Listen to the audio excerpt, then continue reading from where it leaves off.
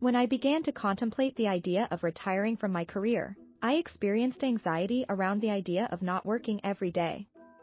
What would I do all day? How would I spend my time?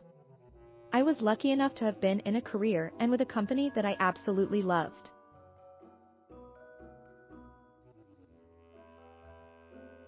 However, my job as a behavior analyst working with children on the autism spectrum and their families was becoming less joyful for me, for a variety of reasons.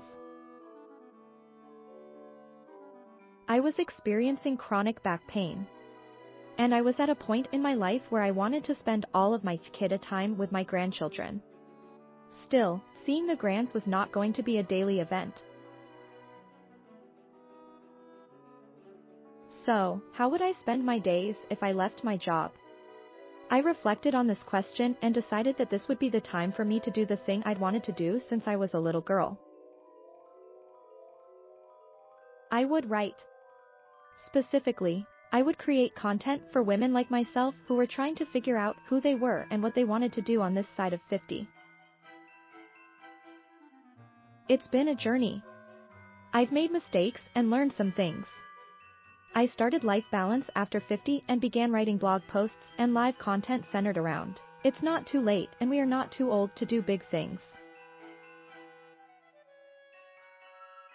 To go back to school, start a business, write a book, and the list goes on. The role that our core beliefs play in how we live our lives and what we decide to do, or not do, the importance of a growth versus a fixed mindset in all we do. Although this content and these topics were helpful and of interest to my community of women, this summer I took a different turn. I called it my summer of being present. I made it my goal to live in the moment, no matter what I was doing. To see the joy and beauty rather than to worry about all of the other things I should be doing. And my community loved this. Because many of us in this community of women aren't necessarily looking to make huge changes. We are just looking to find our joy and passion in each day and spend at least part of our day doing the thing that brings us just that.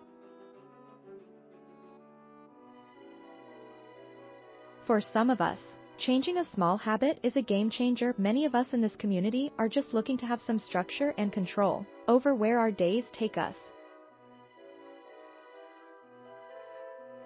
We often spend our days reacting to the needs of others in our environment.